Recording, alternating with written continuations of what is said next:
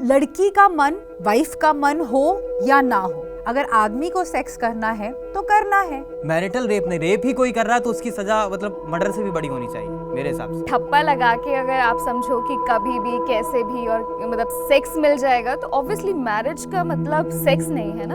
अगर आप फोर्स कर रहे हो अपने पार्टनर को सेक्स करने के लिए तो yes it is rape only.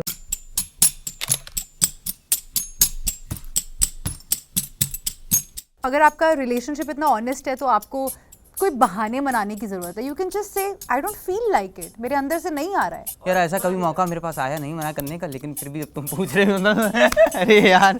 So talking about the science कि अगर मुझे मन नहीं है सेक्स करने का तो पहले मैं ना ही बोलूंगी, उसके बाद मैं चांटे मारूंगी।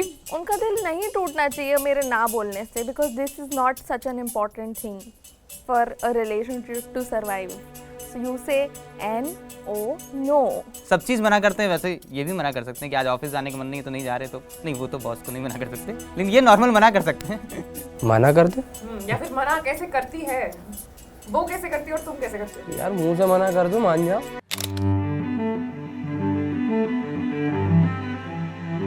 Yes, consent is very important in everything, be it sex, be it anything. Consent is important. Of course it's important. It's important for everybody, regardless of their gender. यार कंसेंट तो ज़रूरी है ही, और शादी के पहले या शादी के बाद तो कंसेंट तो है ही हमेशा ज़रूरी। ये क्या मतलब है शादी से पहले या शादी के बाद? किसी भी कोई भी मैरिज क्या कोई भी चीज आपको सेक्स का लाइसेंस नहीं दे सकती ना। कोई भी चीज, वो चाहे फिर रिलेशनशिप हो या कुछ भी हो, वो सेक्स का लाइसेंस केवल कंसेंट ही है और कुछ नहीं। आई थिंक कंसेंट का मैरिज से कोई लेना देना नहीं है, दैट्स अकॉर्डिंग टू मी। शादी से पहले और शादी के बाद का तो मैटर ही नहीं है। Consent is important. It is an integral part of any relationship. Like, of course, it is. It has to be there.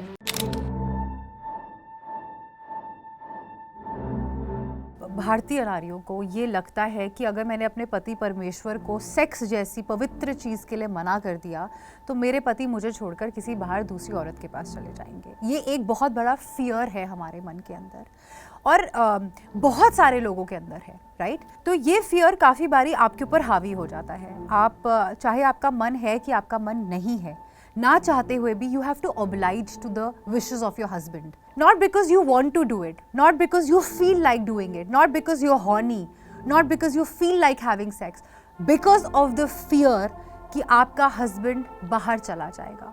I think अगर मैं हाँ बोलूँगी तो भी वो cheat करेगा ही कल, because I really believe in this thing that who wants to cheat cheats anywhere, even if that person stays at home, goes to the colony and another female, that is also possible. If somebody doesn't want to cheat, they go around the whole world and don't cheat on the female. No, because if this is like the basis of him cheating, then I'm in the wrong relationship and I should just call it off.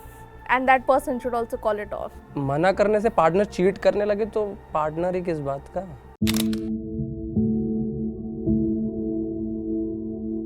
हाँ, अगर मेरा मन नहीं है and the person in front of me is asking to have sex with him, yes, it is a rape.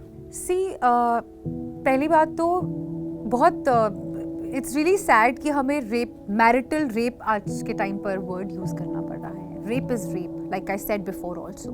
Married, not married, no means no. शादी, marital rape basically is after marriage. For some reason, आदमी लोग सोचते हैं कि I own my wife. वो मेरी property है, मेरी संपत्ति है, तो जो चीज़ मेरी है उससे मुझे परमिशन लेने की क्या जरूरत है? I would say that it depends on the guy. If he seduces the girl and you know the girl is okay with it and she also feels like doing it after getting seduced by the guy, then I wouldn't say it's a marital rape. But if he forcefully tries to do it again and again, tries to pull you to him and everything, then of course it is. एक लड़का मुझे मिला था, उसने बताया था, उसने मतलब वो मैरिटल रेप नहीं था, वो एक तरह से मतलब उसका ये मतलब था, उसने मतलब उसके साथ ऐसी घटना कि वो किसी पार्टी वार्टी में जाकर ज़बरदस्ती किसी लड़की ने उसके साथ करने की कोशिश की, लेकिन उसका मन नहीं था, तो ये भी होता है।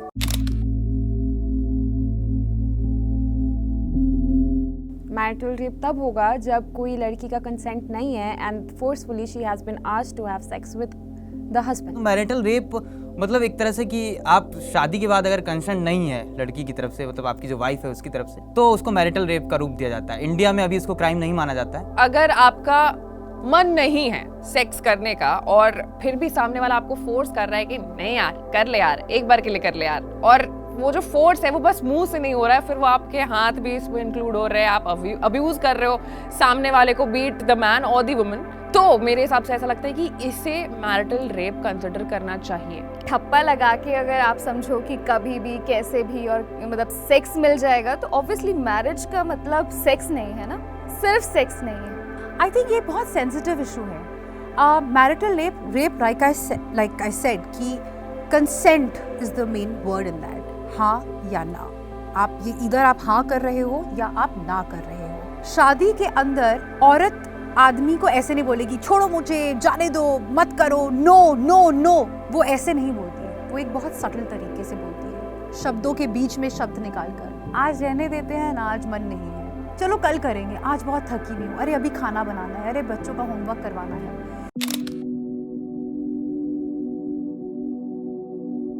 To be very honest, can I say it unfiltered? I think they're